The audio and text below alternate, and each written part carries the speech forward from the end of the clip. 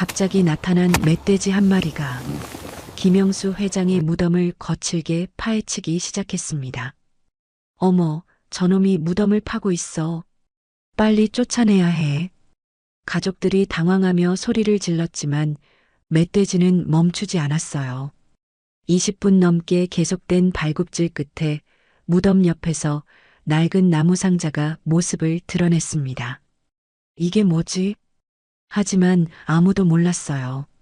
이 상자 안에 담긴 물건이 가족들의 충격적인 비밀을 모두 폭로하게 될 거라는 사실을 말이죠.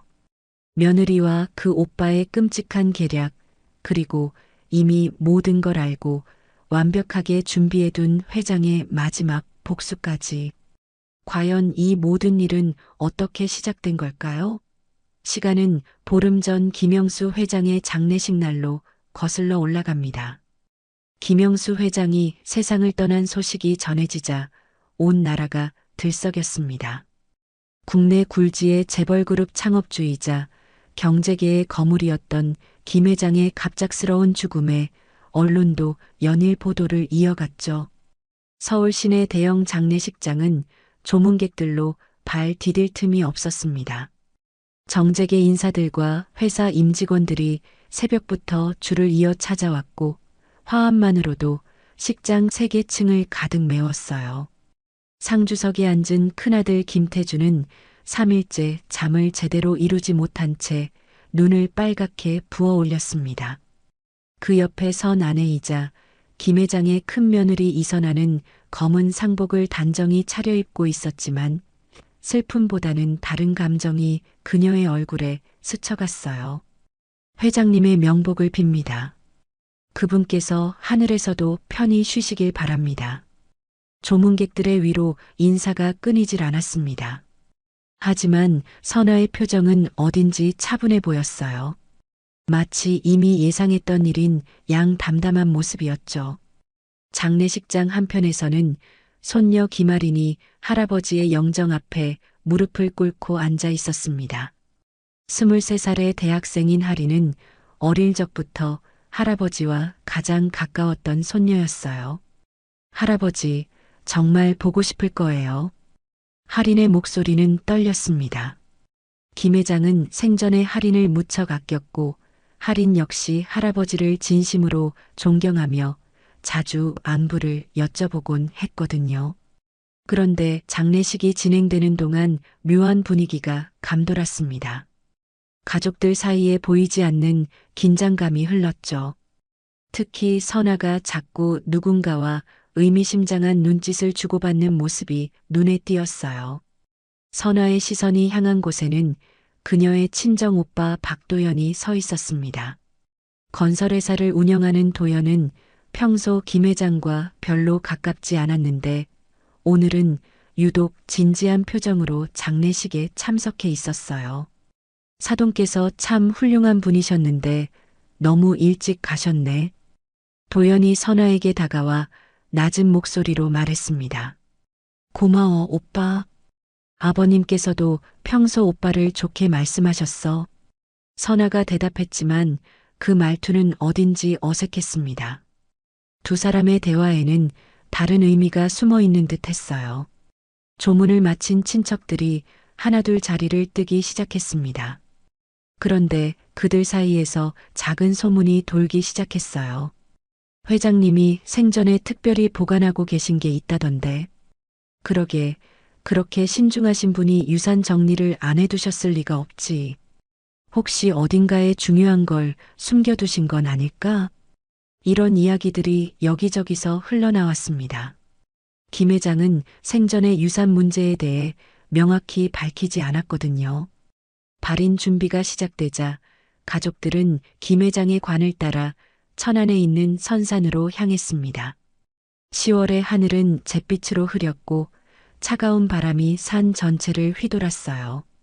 묘지에서 마지막 인사를 나누는 동안에도 선아와 도연은 계속 무언의 신호를 주고받았습니다. 마치 무슨 중요한 약속이라도 한 것처럼 말이에요. 하관식이 끝나고 흙을 덮는 순간 한 친척이 이상한 말을 꺼냈습니다. 참 회장님께서 돌아가시기 전에 간병인한테 뭔가 부탁을 하셨다던데. 무슨 부탁 말씀이에요? 선아가 재빨리 관심을 보였습니다. 묘자리 근처 어딘가에 중요한 걸 묻어달라고 하셨다는 거야. 이 말에 선아의 눈이 번뜩였습니다. 도연 역시 귀를 쫑긋 세우며 관심을 보였어요. 정말 그런 말씀을 하셨나요? 선아가 조심스럽게 다시 물었습니다. 응, 마지막 며칠 동안 계속 그런 말씀을 하셨다고 하더라고. 뭔가 중요한 물건이 있나 보네. 친척의 대답에 선아와 도연은 서로 의미 있는 눈빛을 교환했습니다. 두 사람의 머릿속에는 벌써 어떤 계획이 떠오르고 있는 것 같았어요. 장례를 마치고 집으로 돌아가는 길, 상복을 벗은 가족들의 표정은 각각 달랐습니다. 태주는 아버지를 잃은 슬픔에 잠겨 있었고, 하리는 할아버지에 대한 그리움으로 눈시울을 붉혔어요. 하지만 선아만은 달랐습니다. 그녀는 남편이 보지 않는 틈에 휴대폰을 꺼내 도연에게 조용히 문자를 보냈어요. 내일 태준이 회사 간 사이에 우리 집으로 와. 중요한 얘기가 있어. 집에 도착한 후에도 김 회장의 부재는 크게 느껴졌습니다. 늘 거실 안락 의자에 앉아 신문을 읽곤 하던 그의 모습은 이제 볼 수 없었어요. 아버지 없으니까 집이 이렇게 썰렁하네. 태준이 한숨을 쉬며 말했습니다. 정말 그러네요. 아버님 계실 때는 몰랐는데. 할인도 고개를 끄덕였어요. 그런데 선아는 이미 다른 생각에 잠겨 있었습니다. 친척이 말한 내용이 계속 머릿속을 맴돌았거든요. 혹시 김 회장이 정말로 묘지 근처에 중요한 무언가를 숨겨둔 건 아닐까 하는 생각이었어요. 그날 밤 선아는 잠들지 못하고 뒤척였습니다. 김 회장이 남긴 엄청난 재산이 어디에 있을지, 그리고 그것을 어떻게 찾을 수 있을지 온갖 상상이 머릿속을 지배했거든요. 장례를 마친 지 사흘째 되는 날 아침, 선아는 남편이 회사에 간 사이 도연을 집으로 불렀습니다. 넓은 거실에 둘만 앉아 있으니 평소보다 집안이 더욱 조용했어요. 오빠, 차 한 잔 마셔. 선아가 정성스럽게 내온 커피를 건네며 말했습니다. 하지만 두 사람의 표정은 평소의 남매 간 정겨움과는 거리가 멀었죠. 선아야, 사돈께서 정말 대단한 분이셨어. 이렇게 큰 그룹을 일구시다니. 도연이 먼저 입을 열었습니다. 그의 목소리에는 감탄보다는 간절함이 더 많이 묻어났어요. 그러게. 아버님께서 워낙 검소하게 사셨지만 실제로는 우리나라에서 손꼽히는 부자셨거든. 선아도 고개를 끄덕였습니다. 김 회장은 평생 검소한 생활을 했지만 그룹의 지분과 부동산, 금융자산만으로도 수천억 원이 넘는 재산을 보유하고 있었거든요. 문제는 그 많은 재산을 도대체 어디에 보관해 두셨느냐는 거야. 도연의 눈빛이 예리해졌습니다. 사실 그는 자신이 운영하는 건설회사가 연이은 부실공사로 인해 큰 빚을 지고 있는 상황이었어요. 부도 위기까지 몰린 상태라 김 회장의 유산이 절실했습니다. 어제 친척분이 하신 말씀 기억해? 묘지 근처에 뭔가 중요한 걸 묻으라고 하셨다던데. 선아가 목소리를 낮춰 조심스럽게 말했습니다. 그래, 그 말이 계속 머릿속을 떠나지 않아. 혹시 거기에 유산의 단서나 실제 재산이 숨겨져 있는 건 아닐까? 두 사람은 서로 눈을 마주치며 같은 생각을 하고 있다는 걸 확인했습니다. 김 회장이 자신의 묘 근처에 중요한 무언가를 묻어두었을 가능성에 대해서 말이에요. 그런데 함부로 무덤을 파볼 수는 없잖아요. 법적으로도 문제가 되고. 선아가 걱정스럽게 말했습니다. 맞아. 그냥 무작정 파면 큰일 날 수 있어. 다른 자연스러운 방법을 생각해 봐야겠어. 도연이 턱을 만지며 깊은 생각에 잠겼습니다. 잠시 침묵이 흐른 후 선아의 머릿속에 한 가지 기발한 아이디어가 떠올랐어요. 오빠, 요즘 산에 멧돼지가 많이 출몰한다는 뉴스 봤지? 멧돼지? 갑자기 왜 그 얘기를? 만약 멧돼지가 우연히 무덤 주변을 파헤친다면 어떨까? 그럼 우리가 일부러 판 게 아니라 자연스럽게 드러나는 거잖아. 선아의 제안에 도연의 눈이 반짝였습니다. 상당히 교묘한 계획이었거든요. 그거 정말 좋은 생각이네. 멧돼지를 적당히 유인할 방법만 있으면 완벽하겠어. 먹이를 뿌려두면 되지. 멧돼지들이 냄새를 맡고 와서 먹이를 찾기 위해 땅을 파니까. 두 사람은 점점 구체적이고 치밀한 계획을 세워나갔습니다. 성묘를 핑계로 온 가족이 모인 자리에서 멧돼지가 무덤을 파헤치도록 유도하는 거였어요. 그런데 정말 거기에 유산이 있을까? 확신할 수 있어? 선아가 의심스럽게 물었습니다. 사돈 어르신은 워낙 신중하고 치밀한 분이셨어. 분명 어딘가에는 중요한 걸 숨겨두셨을 거야. 도연이 확신에 찬 목소리로 대답했습니다. 그리고 설사 거기에 돈이 없더라도 다른 중요한 단서나 문서라도 찾을 수 있을 거야. 은행 통장이나 금고, 열쇠 같은 것 말이야. 두 사람의 대화는 점점 더 구체적으로 변해갔습니다. 언제 성묘를 진행할지, 어떤 종류의 먹이로 멧돼지를 유인할지, 가족들에게는 어떻게 자연스럽게 설명할지까지 세밀하게 계획했어요. 그런데 오빠, 가장 중요한 건 할인이가 유산을 상속받지 못하게 막는 거야. 선아가 갑자기 차가운 목소리로 말했습니다. 맞아. 손녀 따위가 뭔데 그 많은 유산을 받아야 하는 거야. 도연도 거침없이 동의했습니다. 두 사람은 할인이 김 회장의 각별한 총애를 받았다는 걸 알고 있었고 그것이 못마땅했어요. 아버님이 살아계실 때도 할인이만 유독 예뻐하셨잖아. 정작 집안을 위해 고생하고 뒷바라지한 건 우리들인데. 선아의 목소리에는 질투와 원망이 진하게 섞여 있었습니다. 이번 기회에 확실히 정리해야 해. 유산은 힘있고 능력 있는 자가 가져가는 거야. 도연이 주먹을 불끈 쥐며 말했습니다. 그의 눈에는 노골적인 탐욕이 가득했어요. 그러면 성묘 날짜는 언제로 잡을까요? 다음 주말이 좋겠어. 날씨도 괜찮을 것 같고. 알겠어요. 제가 가족들에게 연락해서 모두 참석하도록 할게요. 두 사람은 계획을 완성한 후 각자의 역할을 정확히 나눴습니다. 도연은 멧돼지를 유인할 먹이를 준비하고 미리 현장에 뿌려두기로 했고, 선아는 가족들에게 성묘 일정을 자연스럽게 알리기로 했어요. 오빠, 이 일은 절대로 누구에게도 말하면 안 돼요. 우리끼리만 알고 있어야 해요. 당연하지. 완벽한 비밀이야. 혹시 계획에 차질이 생기면 어떻게 하죠? 그런 일은 없을 거야. 우리가 철저히 준비했으니까.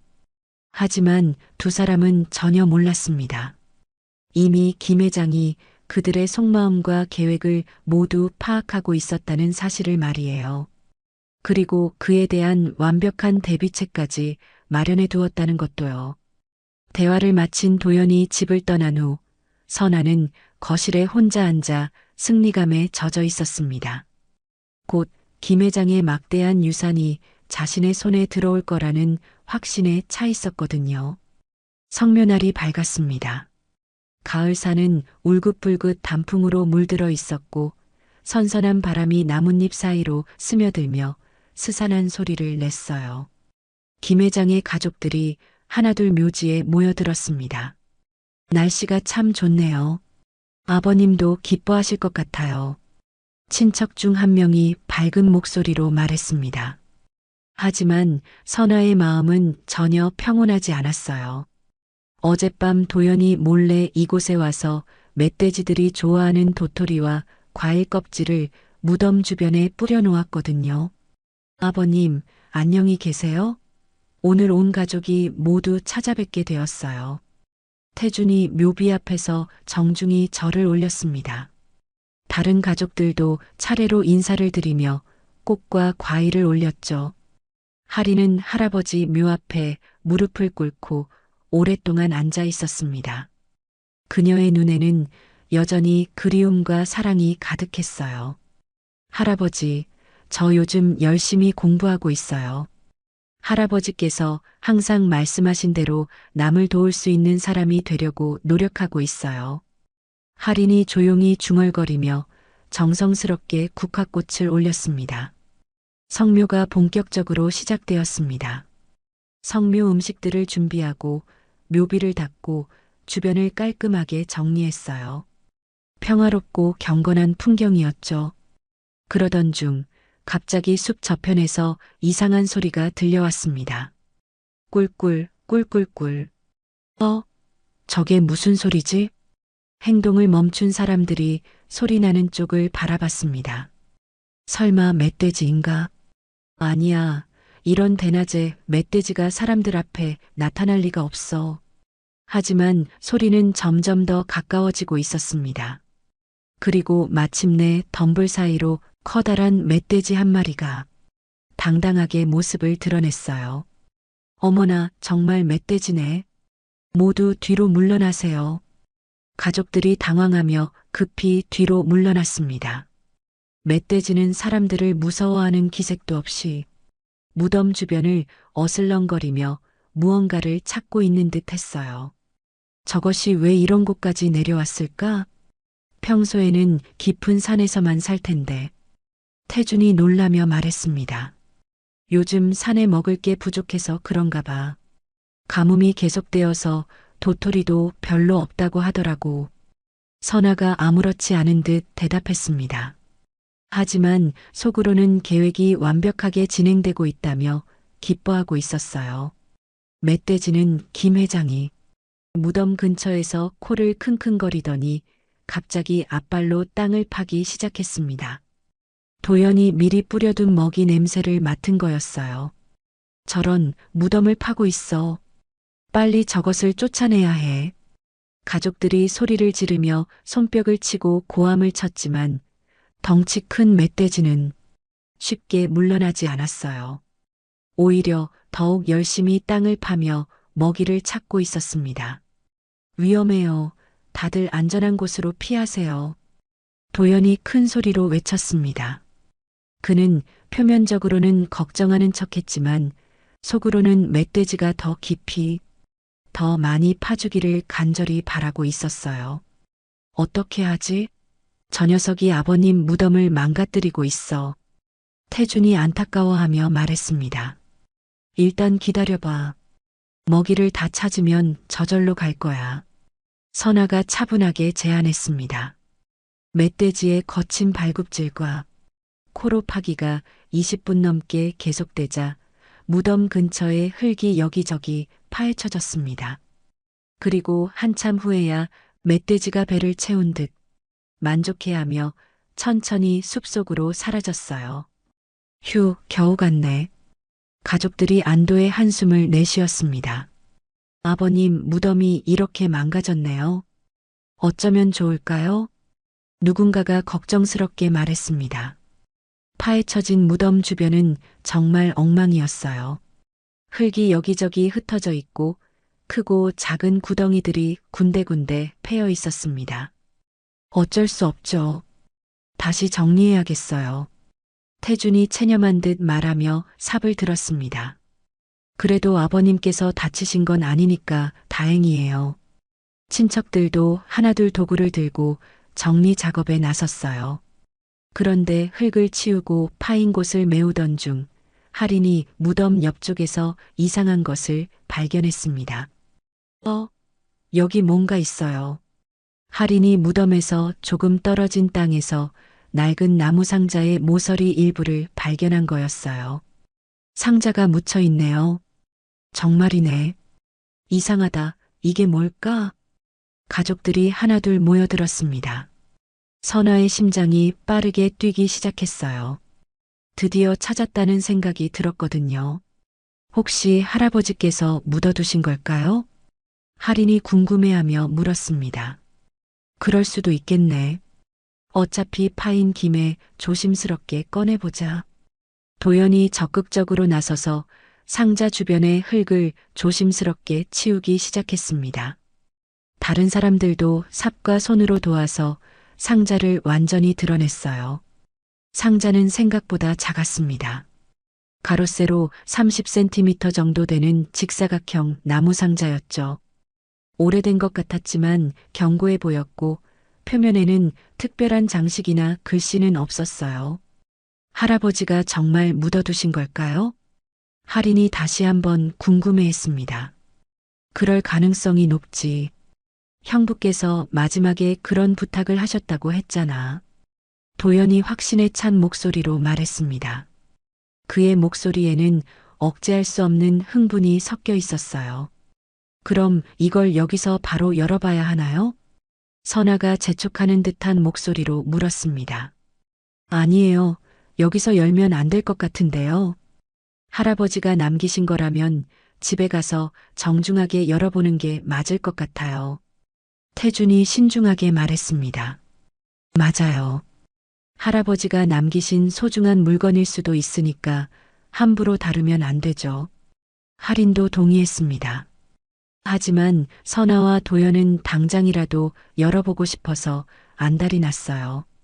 혹시 그 안에 유산의 단서나 실제 보물이 들어있을까봐 궁금해서 견딜 수가 없었거든요. 네, 그래요. 집에 가서 온 가족이 함께 천천히 살펴봅시다. 선아가 애써 차분한 척하며 동의했습니다. 상자를 조심스럽게 수건으로 감싸 차에 실고 가족들은 김 회장의 집으로 향했습니다. 차 안의 분위기는 묘하게 긴장되어 있었어요. 모두들 상자 안에 무엇이 들어있을지 궁금해하고 있었거든요.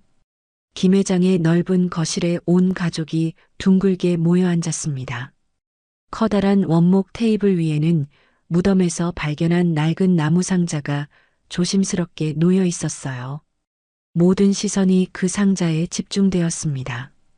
이제 열어볼까요? 태준이 조심스럽게 말했습니다. 네, 할아버지가 남기신 거니까 분명 의미 있는 물건일 거예요. 할인이 기대에 찬 목소리로 말했습니다. 선아와 도연은 겉으로는 침착한 척했지만 속으로는 가슴이 두근거려서 견딜 수가 없었어요. 드디어 김 회장의 막대한 유산에 대한 단서를 확인할 수 있을 거라는 기대감으로 가득했거든요. 태준이 상자의 낡은 노쇠 자물쇠를 조심히 열었습니다. 오래된 상자라 삐걱거리는 소리가 거실에 울려 퍼졌어요. 천천히 뚜껑이 열리자 모든 사람이 숨을 죽이고 안을 들여다봤습니다. 하지만 모든 사람의 예상과는 완전히 달랐어요. 상자 안에는 반짝이는 금괴나 보석, 현금이나 주식 증서 같은 건 전혀 없었습니다. 대신 두꺼운 봉투 하나와 작은 USB 메모리 하나만 덩그러니 들어 있었어요. 이게 다야? 도연이 명백한 실망감을 숨기지 못하며 말했습니다. USB가 들어있네요. 요즘 세상이니까 할아버지도 컴퓨터를 사용하셨을 수도 있겠어요. 할인이 작은 USB를 조심스럽게 집어들었습니다. 봉투 안에는 뭐가 들어있을까? 태준이 궁금해하며 봉투를 조심히 열어봤습니다. 안에는 김 회장의 친필로 단정하게 쓰인 편지가 한 장 들어있었어요. 할아버지 글씨네요. 요즘도 손글씨로 편지를 쓰셨구나. 할인이 편지를 받아서 읽기 시작했습니다. 사랑하는 가족들에게 만약 이 편지를 읽고 있다면 내가 예상했던 일이 현실이 되었다는 뜻이다. USB를 컴퓨터에 연결해서 확인해 보아라. 거기에 여러분이 알아야 할 모든 진실이 담겨 있다. 편지는 간단했지만 의미심장했습니다. 마치 무언가 중요한 비밀이 숨겨져 있다는 느낌이었어요. USB를 바로 확인해 봐야겠네요. 태준이 말했습니다. 제가 노트북 가져올게요. 할인이 재빨리 방으로 뛰어가서 자신의 노트북을 가져왔습니다. 거실 테이블 위에서 노트북을 켜고 USB를 조심스럽게 연결하자 화면에 여러 개의 동영상 파일이 나타났어요. 동영상들이 많이 있네요. 제목들을 보니까 날짜별로 정리되어 있는 것 같아요. 할인이 파일 목록을 살펴보며 말했습니다. 가장 최근 날짜 파일부터 재생해 봅시다. 태준이 제안했습니다. 할인이 파일을 더블 클릭하자 화면에 김 회장의 모습이 선명하게 나타났습니다. 생전에 건강했던 모습 그대로였어요. 내 사랑하는 가족들아. 김 회장의 익숙한 목소리가 노트북 스피커를 통해 거실에 울려 퍼졌습니다. 가족들은 모두 화면에 시선을 고정하고 집중했어요. 만약 이 영상을 보고 있다면 내가 오랫동안 우려해왔던 일이 현실이 되었다는 뜻이다. 김 회장의 표정은 평소보다 훨씬 진지하고 엄숙했습니다. 나는 내가 세상을 떠난 후에 유산을 둘러싼 불행한 다툼이 일어날 것을 이미 예견하고 있었다. 특히 선아와 도연이 유산을 독차지하려고 하는 것도 알고 있었지. 이 충격적인 말에 선아와 도연의 얼굴이 순식간에 하얗게 질렸습니다. 뭐라고요? 선아가 믿을 수 없다는 표정으로 소리쳤습니다. 화면 속 김 회장은 조금도 동요하지 않고 차분하게 말을 이어갔어요. 너희들은 내 무덤을 팔 것이라는 것을 믿어 의심치 않았다. 그 결과 이 영상을 발견하게 되었을 거고. 도연이 식은땀을 흘리며 화면을 빤히 바라봤습니다. 입이 바짝 말라서 침을 삼키기도 어려웠어요. 그런데 할아버지가 어떻게 그걸 알 수 있으셨지? 할인이 놀라서 중얼거렸습니다. 이제부터 여러분에게 그 확실한 증거들을 직접 보여주겠다. 화면이 바뀌더니 김 회장의 서재 모습이 나타났어요. 그리고 며칠 전 선아와 도연이 나눈 대화 장면이 생생하게 재생되기 시작했습니다. 오빠 어제 친척분이 하신 말씀 기억해? 묘지 근처에 뭔가 중요한 걸 묻으라고 하셨다던데. 그래, 그 말이 계속 머릿속을 떠나지 않아. 혹시 거기에 유산이 숨겨져 있는 건 아닐까? 며칠 전에 두 사람이 나눈 모든 대화가 완벽한 화질과 음질로 녹화되어 있었습니다. 이게 어떻게 가능한 거야? 선아가 떨리는 목소리로 중얼거렸습니다. 화면에서는 두 사람의 더욱 추악한 본심이 적나라하게 드러나고 있었어요. 가장 중요한 건 할인이가 상속받지 못하게 하는 거야. 맞아. 손녀 따위가 뭔데 그 많은 유산을 받아야 하는 거야. 유산은 힘있고 능력 있는 자가 가져가는 거야. 도연의 목소리가 거실의 메아리처럼 울려 퍼졌습니다. 가족들은 모두 충격과 분노에 휩싸였어요. 태주는 아내의 진짜 정체를 알고 경악했고 할인은 눈물을 흘리며 고개를 저었습니다. 이럴 수가 있나? 태준이 선아를 바라보며 믿을 수 없다는 듯이 말했습니다. 여보, 이건 정말 오해야. 우리가 그런 대화를 한 건 맞지만 진심이 아니었어. 선아가 급하게 변명하려 했지만 이미 늦었어요. 화면 속에서는 더욱 충격적이고 구체적인 내용들이 계속해서 흘러나오고 있었거든요. USB의 동영상은 더욱 충격적인 내용으로 이어졌습니다. 화면에는 김 회장이 차분한 목소리로 설명하는 모습이 나타났어요. 나는 평소 서재에 몰래카메라를 여러 대 설치해 두었다. 또한 늘 가지고 다니는 만년필에도 최신형 녹음 장치를 내장해 두었다. 가족들의 진심을 확인하기 위해서였다. 김 회장의 설명과 함께 새로운 영상이 재생되었습니다. 화면에는 선아가 시내 한복판에 있는 대형 로펌을 찾아가는 모습이 나왔어요. 김 회장의 만년필이 모든 대화를 선명하게 녹음하고 있었습니다. 유언장을 사후에 수정하거나 무효화할 수 있는 법적인 방법이 없을까요? 선아가 변호사에게 신중하게 물었습니다. 유언자가 이미 돌아가신 후에는 유언장 자체를 수정하는 것은 불가능합니다. 다만 상속인을 법적으로 배제할 수 있는 몇 가지 방법은 있습니다. 변호사가 전문적인 어조로 설명했어요. 어떤 방법들인가요? 상속받을 자격이 없다는 것을 법정에서 증명하면 됩니다. 예를 들어 효도를 제대로 하지 않았다거나 가문에 실질적인 해를 끼쳤다거나 하는 경우 말입니다. 선아의 눈이 번뜩이며 밝아졌어요. 할인이가 할아버지를 제대로 돌보지 않았다고 증언할 수 있는 신뢰할 만한 증인들을 여러 명 만들 수 있어요. 그런 구체적인 증언들이 충분히 있다면 상속에서 배제될 가능성이 상당히 높습니다. 변호사와의 모든 대화를 들은 가족들은 말을 잃고 경악했습니다. 이런 일까지 계획하고 있었다니. 친척 중 한 명이 혀를 차며 한숨을 쉬었습니다.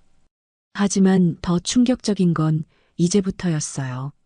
화면이 다시 바뀌더니 도연의 건설회사 사무실 내부가 나타났습니다. 도연이 부하 직원과 심각한 표정으로 대화하는 장면이었어요. 사장님, 회사 자금이 완전히 바닥났습니다. 이대로 가면 다음 달 안에 확실히 부도가 날 상황입니다.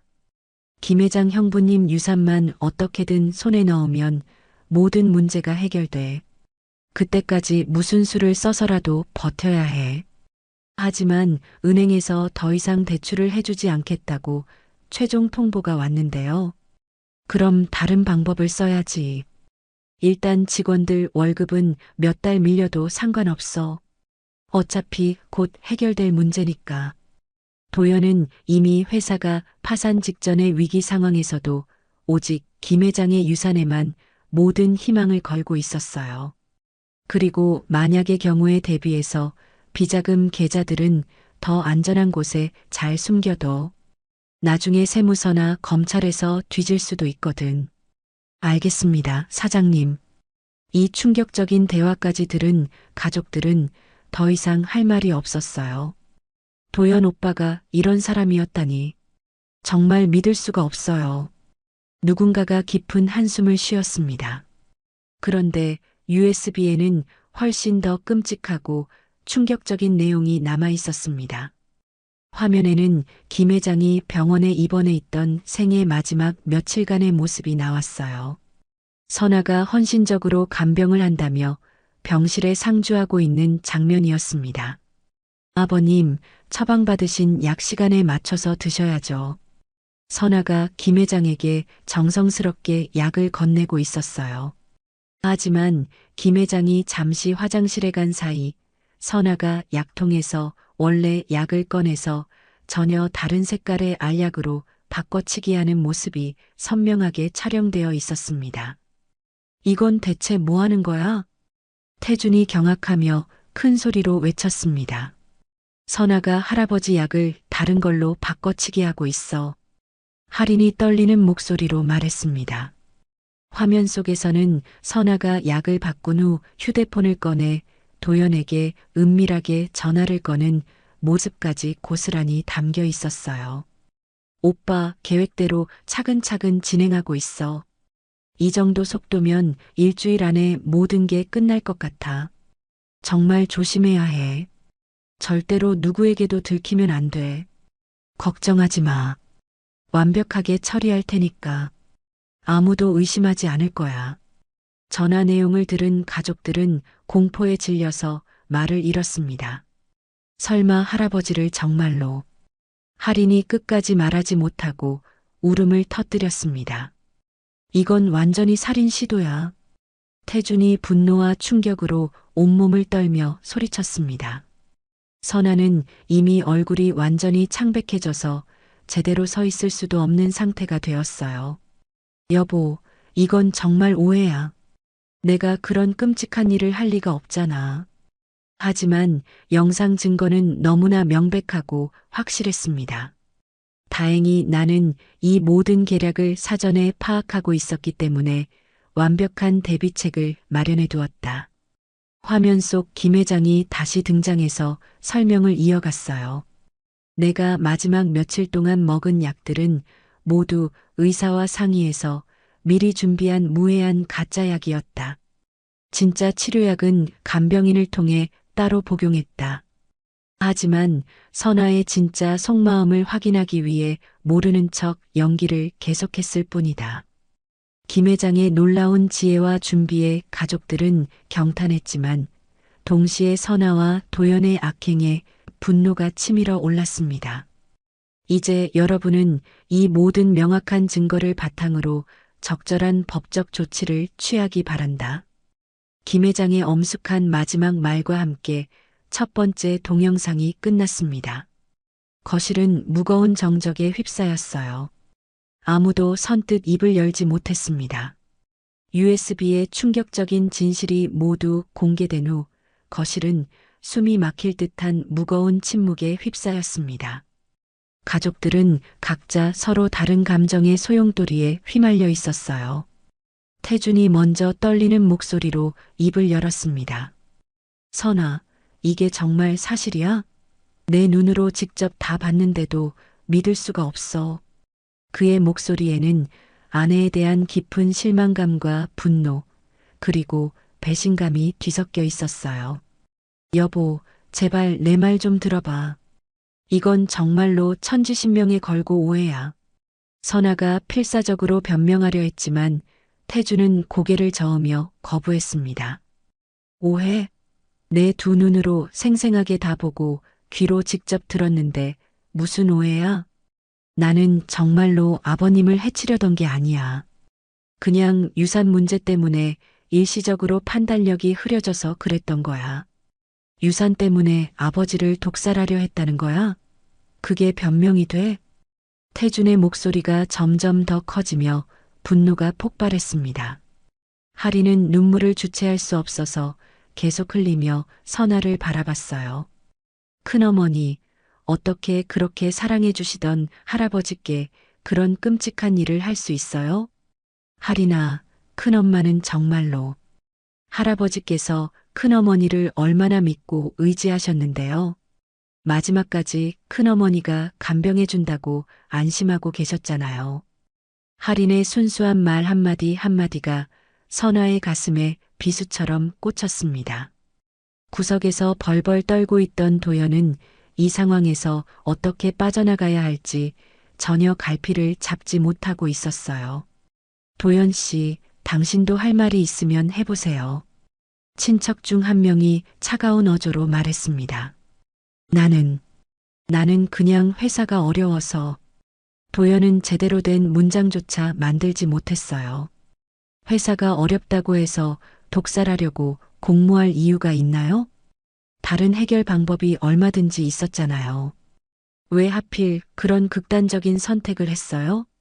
가족들의 거센 질타와 비난이 쏟아졌습니다. 그때 태준이 결단을 내리고 휴대폰을 꺼냈어요. 나는 지금 당장 경찰에 신고할 거야. 이런 일을 그냥 덮고 넘어갈 수는 없어. 여보, 잠깐만. 제발 다시 한번 생각해봐.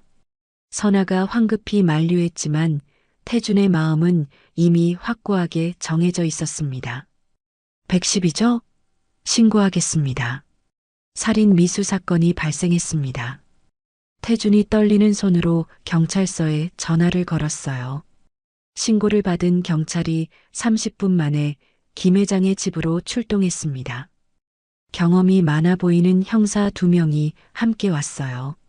신고하신 내용이 사실인가요? 네, 여기 모든 증거가 명확하게 담겨 있습니다. 태준이 USB를 건네주며 상황을 자세히 설명했습니다. 형사들이 노트북으로 동영상을 확인한 후 놀란 표정으로 선아와 도연을 바라봤어요. 이선아 씨, 박도연 씨, 일단 서해 동행해서 정식으로 조사를 받으셔야겠습니다. 잠깐만요. 이건 정말로 큰 오해예요. 선아가 마지막까지 항변했지만 소용없었어요. 증거가 너무 명확합니다. 수갑은 채우지 않겠으니 순순히 동행해 주세요. 경찰에 끌려가는 선아와 도연을 보며 가족들은 착잡하고 복잡한 심정이었어요. 이 충격적인 사건은 불과 몇 시간 만에 언론에도 알려졌습니다. 김 회장처럼 사회적으로 유명하고 영향력 있는 인물의 가족이 연루된 사건이라 언론의 관심이 폭발적이었거든요. 김영수 회장 며느리, 시아버지 독살 시도 혐의로 긴급 체포. 재벌가 유산 다툼의 끔찍한 진실, 충격적 증거 발견. 저녁 뉴스와 다음날 아침 신문에서 이 사건을 대대적으로 다뤘습니다. 도연의 건설회사도 즉각 큰 타격을 받았어요. 세무서에서 비자금 조성 의혹에 대한 긴급 세무조사에 착수했고, 거래하던 은행들은 모든 대출 회수를 통보했습니다. 사장님 회사가 뉴스에 나왔다던데요. 비자금 조성이랑 횡령 혐의도 있다고 하더라고요. 직원들 사이에서도 불안한 소문이 빠르게 퍼져나갔어요. 회사의 신뢰도가 완전히 무너진 상황을 견디지 못한 직원들이 하나둘씩 사표를 제출하기 시작했습니다. 오랫동안 함께 일해온 거래처들도 계약 해지를 통보해 왔어요. 이런 문제 있는 회사와는 더 이상 거래를 계속할 수 없습니다. 회사 신뢰성에 심각한 문제가 생긴 상황에서 어떻게 정상적인 비즈니스를 하겠습니까? 도연의 건설회사는 하루가 다르게 급속도로 무너져 갔습니다. 한편 김 회장의 집에서는 남은 가족들이 모여서 앞으로의 일들을 심각하게 의논했어요. 이제 우리는 어떻게 해야 할까요? 일단 회사 경영은 정상적으로 유지해야죠. 아버님께서도 그렇게 원하셨을 거예요. 가족들은 김 회장의 유지를 받들어 평상시와 같이 성실하게 생활하기로 결심했습니다. 하지만 선아와 도연의 충격적인 배신은 여전히 모든 가족의 가슴에 깊은 상처로 남아 있었어요. 아버님께서 미리 모든 걸 다 알고 계셨다니. 태준이 아버지의 놀라운 통찰력과 지혜에 새삼 감탄했습니다. 할아버지는 정말로 대단하신 분이셨어요. 할인도 할아버지에 대한 존경심이 더욱 깊어졌습니다. 경찰서 수사실에서는 선아와 도연에 대한 본격적인 수사가 밤늦게까지 계속되었습니다. USB에 담긴 증거들이 워낙 명확하고 결정적이어서 수사는 예상보다 훨씬 빠르게 진행되었어요. 이선아 씨 시아버지의 치료약을 독성이 있는 다른 약으로 바꿔치기한 것이 사실입니까? 담당 수사관이 차갑고 엄숙한 목소리로 물었습니다. 그게 절대 아니에요. 정말로 큰 오해입니다. 선아는 여전히 끝까지 발뺌하려고 애를 썼어요. 영상에 모든 장면이 선명하게 찍혀 있는데 무슨 오해입니까? 약을 바꾸는 장면이 완벽하게 녹화되어 있습니다. 수사관이 노트북 화면을 선아 쪽으로 돌려 보여주었어요. 그건 제가 실수로 치료약을 독성 있는 약으로 바꿨다는 말입니까? 그것도 며칠에 걸쳐서 계속? 수사관의 날카로운 추궁에 선아는 더 이상 변명할 말을 찾지 못했습니다. 다른 조사실에서는 도연이 똑같이 강도 높은 신문을 받고 있었어요. 박도연 씨 회사 비자금 조성과 횡령은 언제부터 시작했습니까? 비자금이라니요. 그런 건 전혀 없습니다. 모든 증거가 다 있습니다. 김 회장님께서 대화 내용을 완벽하게 녹음해 두셨거든요. 수사관이 도연과 부하 직원의 생생한 대화 녹음 파일을 들려줬어요. 비자금 계좌들은 더 안전한 곳에 잘 숨겨둬. 나중에 세무서나 검찰에서 뒤질 수도 있거든. 자신의 목소리가 또렷하게 들리자 도연의 얼굴이 완전히 창백해졌습니다. 이건 단순한 농담이었어요. 농담으로 비자금을 조성하고 세무조사를 피하려고 합니까? 수사는 밤새도록 계속되었습니다. 김 회장이 치밀하게 준비해둔 증거들이 워낙 완벽하고 명확해서 두 사람은 더 이상 어떤 변명도 할 수 없었어요. 증거인멸이나 도주 우려가 있으니 구속영장을 신청하겠습니다. 이틀 후 결국 선아는 살인미수와 유산사기 혐의로, 도연은 횡령과 비자금 조성 혐의로 정식 구속되었습니다. 이 소식이 언론에 대대적으로 보도되자 사회적 파장이 훨씬 더 커졌어요. 재벌가 며느리의 충격적인 범행, 구속. 시아버지 독살 시도한 며느리, 감옥행. 김영수 회장 생전 예견한 가족 배신. 뉴스를 본 일반 시청자들은 분노와 경악을 금하지 못했습니다. 어떻게 그렇게 잘해주시던 시아버지를 독살하려 할 수 있어? 돈과 재산 때문에 사람이 이렇게까지 무서워질 수 있구나. 김 회장님이 미리 알고 대비하신 게 정말 다행이야. 여론은 완전히 선아와 도연에게 등을 돌렸어요. 도연의 건설회사는 더 이상 버틸 수가 없는 상황에 몰렸습니다. 사장이 구속된 상황에서 은행들이 모든 대출을 즉시 회수했고 오랫동안 거래해온 협력업체들도 하나둘 발을 빼기 시작했거든요. 사장님이 구속되신 상황에서는 더 이상 정상적인 회사 운영이 불가능합니다. 직원들 월급도 몇 달째 밀려있는 상태인데요. 임시로 회사를 맡게 된 임직원들도 완전히 포기 상태였습니다. 법원에 파산 신청을 하는 수밖에 없겠습니다. 회사 변호사도 더 이상 희망이 없다고 판단했어요. 결국 도연의 건설회사는 법원으로부터 파산 선고를 받게 되었습니다. 20년 넘게 힘들게 키워온 회사가 하루아침에 완전히 무너진 거였어요. 모든 회사 재산이 경매로 넘어갑니다. 개인 보증 부채도 수십억 원이 남을 것 같은데요. 도연은 회사뿐만 아니라 개인 재산까지 모두 잃게 되었어요. 재판이 시작되자 더 많은 충격적인 진실들이 법정에서 공개되었습니다. 피고인들은 매우 계획적이고 조직적으로 범행을 저질렀습니다. 검사가 법정에서 엄숙하게 말했습니다.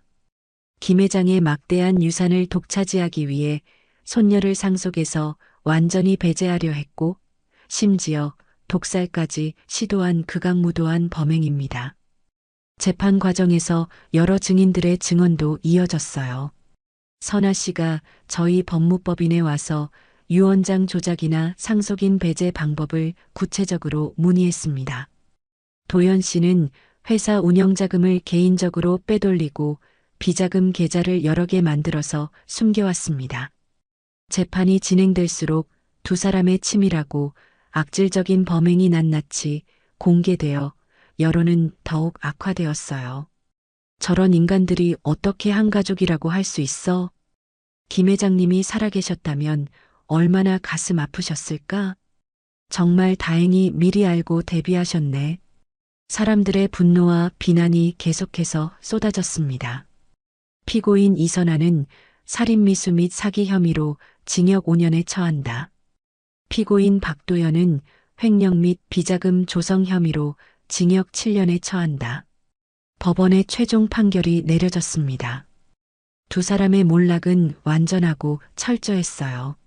선아는 김 회장 가족에게서 영원히 추방당했고 도연은 재산도 명예도 사업도 모든 것을 잃었습니다. 욕심과 탐욕이 부른 비극적인 결말이군요. 김 회장님의 놀라운 지혜가 결국 정의를 실현한 거네요. 사람들은 김 회장의 현명함과 성견지명에 깊이 감탄했습니다. 선아와 도연의 재판이 모두 끝난 후 가족들은 다시 김 회장의 집 거실에 조용히 모였습니다. 그동안의 힘들고 복잡했던 모든 일들이 마무리되고 나니 마음이 한결 가벼워진 느낌이었어요. 이제 정말로 모든 게 끝났네요. 태준이 깊은 안도의 한숨을 내쉬었습니다. 할아버지께서 모든 걸 다 해결해 주셨어요. 할인이 거실벽에 걸린 할아버지 사진을 바라보며 감사한 마음으로 말했습니다. 그때 할인이 문득 생각이 나서 USB를 다시 컴퓨터에 연결해 봤어요. 혹시 아직 확인하지 못한 다른 파일들이 더 있을까 해서였습니다. 여기 또 다른 동영상 파일이 하나 더 있네요. 화면에 새로운 파일이 나타났습니다. 제목은 사랑하는 손녀 할인에게였어요. 저만을 위한 특별한 메시지인가 봐요. 할인이 설레는 마음으로 파일을 클릭하자 김 회장의 따뜻하고 자애로운 미소가 화면 가득 나타났습니다. 내 사랑하는 손녀 할인아. 김 회장의 목소리는 이전의 엄숙함과는 완전히 달리 부드럽고 따뜻했어요. 이 영상을 보고 있다면 모든 불쾌한 진실이 밝혀져서 정의가 실현되었다는 뜻이겠지. 할아버지가 너를 얼마나 자랑스럽게 생각하고 사랑하는지 알고 있니? 할인의 눈에 뜨거운 눈물이 맺혔습니다. 너는 어릴 때부터 할아버지를 진심으로 사랑해 주었다. 돈이나 유산, 재산 때문이 아니라 순수하고 깨끗한 마음으로 말이야. 김 회장의 진심 어린 말에 가족들도 모두 고개를 끄덕였어요. 그래서 할아버지는 이미 오래전에 중요한 결정을 내렸단다. 진짜 유산은 너에게 물려주기로. 진짜 유산이요? 할인이 놀라서 화면을 바라보며 중얼거렸습니다.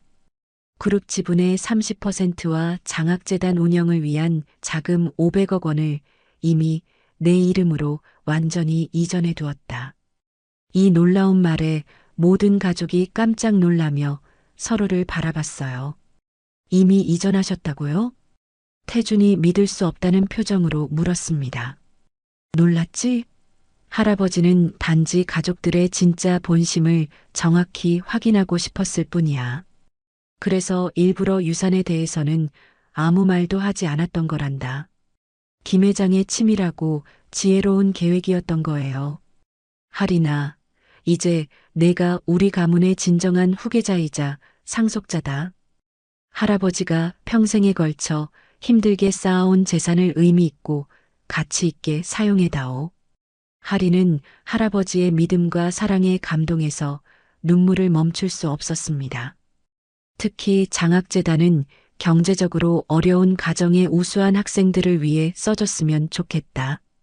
너처럼 착하고 성실한 마음을 가진 아이들이 마음껏 공부할 수 있도록 도와주렴. 네, 할아버지. 꼭 그렇게 하겠어요. 할인이 화면을 향해 진심으로 대답했습니다. 그리고 태준아. 김 회장이 아들을 다정하게 부르자 태준이 화면에 집중했어요. 너는 정말 좋은 아들이었다. 비록 아내 선택에서 실수를 했지만 그것도 인생의 소중한 경험이고 교훈이야. 앞으로는 더욱 현명하게 살아가거라. 네, 아버지. 정말 죄송했습니다. 태준이 고개를 깊이 숙이며 사과했습니다. 미안해할 일은 전혀 없다. 가족은 서로 사랑하고 도우며 함께 살아가는 거니까. 김 회장의 따뜻하고 포용력 있는 말씀에 모든 사람의 마음이 따뜻해졌어요. 마지막으로 꼭 전하고 싶은 중요한 말이 있다. 김 회장의 표정이 더욱 진지하고 의미 있게 변했습니다. 돈과 재산은 결코 진정한 행복을 가져다 주지 않는다. 진짜 행복은 가족을 사랑하고 어려운 이웃을 배려하며 남을 위해 헌신하는 마음에서 나온다. 선아와 도연이 이 간단한 진리를 알았다면 이런 비극적인 일은 절대 일어나지 않았을 거야. 김 회장의 지혜로운 말씀이 모든 사람의 가슴 깊이 와 닿았습니다. 너희들은 서로를 진심으로 사랑하고 끝까지 도우며 살아가거라. 그것이 할아버지의 간절한 마지막 소원이다. 동영상이 끝나자 거실은 잠시 조용해졌어요. 모두들 김 회장의 깊은 사랑과 지혜로운 말씀을 마음에 새기고 있었습니다. 할아버지께서 정말로 대단하고 지혜로우신 분이셨어요. 할인이 먼저 감동스러운 목소리로 말했습니다. 이렇게 큰 책임과 유산을 저에게 맡겨주시다니 정말 무거운 책임감을 느껴요. 할인이가 충분히 잘할 수 있을 거야. 할아버지께서도 그렇게 확신하고 계셨으니까. 태준이 딸을 따뜻하게 격려해 주었습니다. 그 후 할인은 김 회장의 소중한 뜻을 정확히 이어받아 장학재단 운영에 적극적으로 나섰어요. 경제적으로 어려운 환경의 우수한 학생들을 돕는 일에 온 정성을 다했습니다. 그룹 경영에도 점차 참여해서 할아버지가 평생 추구하고 실천했던 가치와 철학을 현실에서 구현해 나갔죠. 할아버지, 저 정말로 열심히 최선을 다해서 하고 있어요. 어느 맑은 가을날, 할인이 김 회장의 깨끗하게 정리된 묘 앞에서 진심으로 말했습니다. 욕심 부리지 않고 항상 남을 먼저 배려하며 살겠어요. 가을바람이 살랑 불어와 할인의 머리카락을 부드럽게 스쳤습니다. 마치 할아버지가 하늘에서 따뜻하게 대답해 주시는 것 같았어요. 가족들은 이제 진정한 평화와 안정을 되찾았습니다. 탐욕과 배신, 거짓으로 얼룩졌던 어둠의 시간들은 완전히 지나갔고 사랑과 신뢰, 진실이 가득한 새로운 시작이었죠.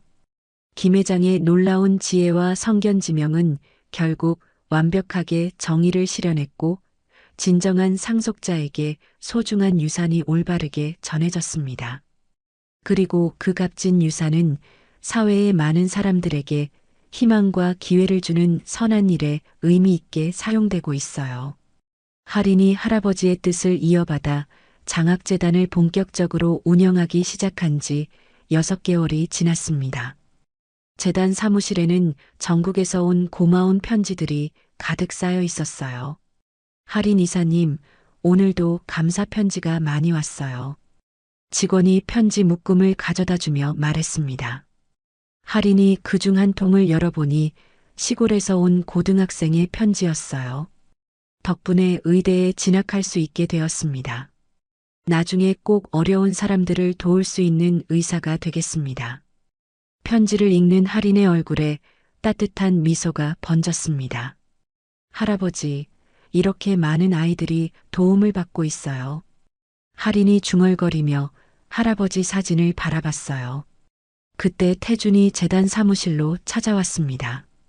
아버지가 떠난 후 회사 경영에 더욱 매진하고 있던 그였어요. 할인아, 아버지께서 정말 자랑스러워 하실 것 같다. 아빠도 요즘 많이 달라지셨어요. 전보다 훨씬 따뜻해지신 것 같아요. 부녀는 서로를 바라보며 웃었습니다. 그 웃음에는 고난을 함께 겪으며 더욱 단단해진 가족애가 담겨 있었어요. 아버지 말씀이 맞았어. 진정한 행복은 남을 도울 때 느끼는 거였구나. 태준이 감회 깊은 목소리로 말했습니다. 한편 감옥에 수감된 선아는 면회실에서 친구를 만나고 있었어요. 선아야, 많이 후회되지? 매일매일 후회해. 내가 왜 그런 끔찍한 생각을 했을까? 선아의 얼굴에는 깊은 회한이 서려 있었습니다. 할인이가 그렇게 착한 아이인 걸 알고 있었는데 욕심 때문에 눈이 멀었어. 지금이라도 진심으로 뉘우치고 있다니 다행이야. 선아는 매일 밤 김 회장과 가족들에게 진심으로 사죄하며 지내고 있었어요. 도연 역시 다른 교도소에서 빈털터리가 된 현실을 받아들이며 반성의 시간을 보내고 있었습니다. 사장님, 편지 왔습니다. 교도관이 편지 한 통을 건네줬어요. 할인이 보낸 편지였습니다.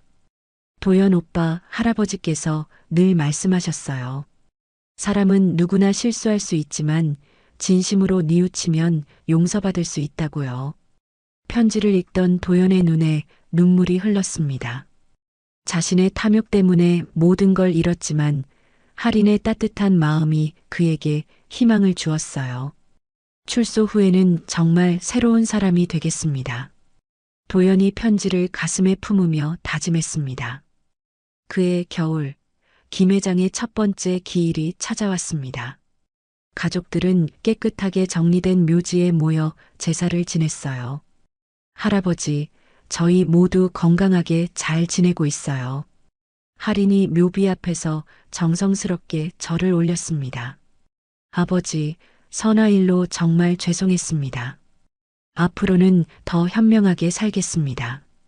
태준도 아버지께 진심으로 사과했어요.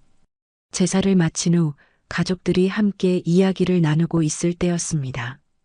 할아버지께서 정말 모든 걸 다 알고 계셨구나. 지혜로우셨을 뿐만 아니라 마음도 너무 따뜻하셨어. 친척들이 김 회장을 그리워하며 말했습니다. 그때 할인이 특별한 소식을 전했어요. 여러분, 좋은 소식이 있어요.